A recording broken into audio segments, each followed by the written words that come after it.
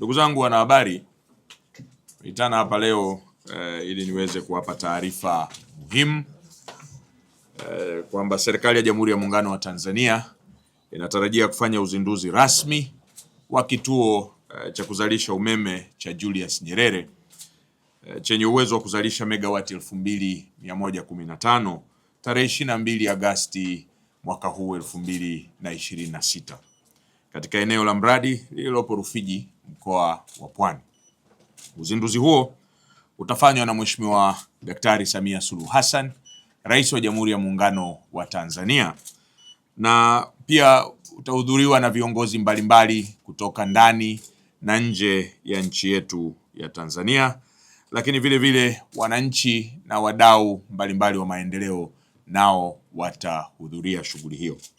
Uzinduzi wa mradi wa kuzalisha umeme wa bwawa la Mwalimu Nyerere ni tukio la kihistoria na hatua muhimu katika safari ya Tanzania kujenga mfumo wa nishati ya uhakika nchini, sambamba na kuchochea shughuli za uzalishaji, uwekezaji na ukuaji wa uchumi.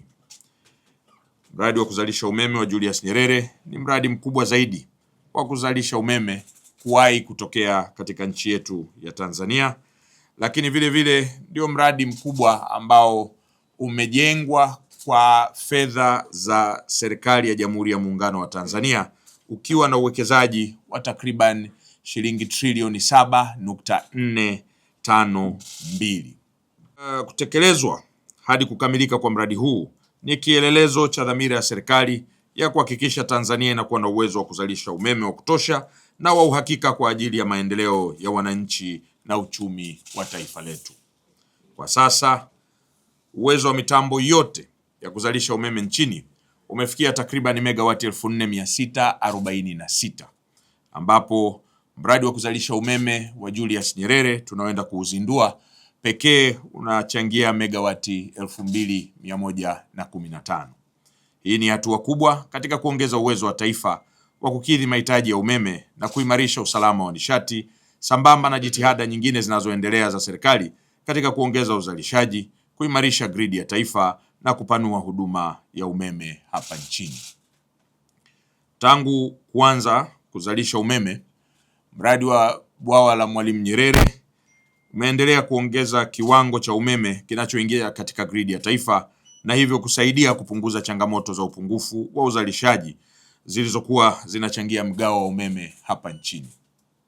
Hadi tarehe 31 Mei mwaka huu 2026, kituo hicho kilikuwa kimezalisha takriban asilimia 44.9 ya jumla ya umeme wote unaozalishwa na kuingia katika gridi ya taifa katika kipindi cha mwaka mmoja.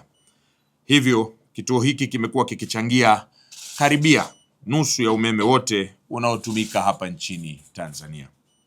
Wakati wa ujenzi, mradi huu uliajiri wafanyakazi karibia 12,000 na asilimia 99 ya wafanyakazi hao 12,000 walikuwa ni Watanzania.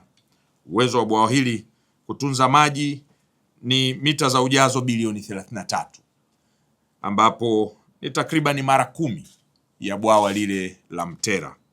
Bwawa hili ni ziwa la kujenga na linashika nafasi ya 4 kwa ukubwa katika maziwa yaliyoko nchini baada ya ziwa Victoria, ziwa Tanganyika na ziwa Nyasa. Kituo cha kuzalisha umeme cha Julius Nyerere Hydropower Plant kinashika nafasi ya 4 kwa ukubwa katika bara la Afrika. Pamoja na mradi huu kukusudiwa kuzalisha umeme, utasaidia pia kwenye kilimo cha umwagiliaji, utalii na matumizi ya binadamu. Kuwepo kwa mradi huu hadi sasa kumechangia sana kukua kwa uchumi wa nchi kwa kuhakikisha kwamba umeme wa kutosha upo kwa ajili ya uzalishaji viwandani na kwenye huduma za uchumi unapatikana.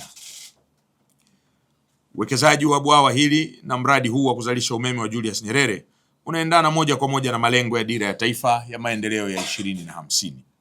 Mradi huu ni sehemu ya hatua zinazoendelea kuchukuliwa na serikali za kuongeza uzalishaji wa umeme, kuimarisha gridi ya taifa na kuweka mazingira bora kwa uchumi kukua kwa kasi.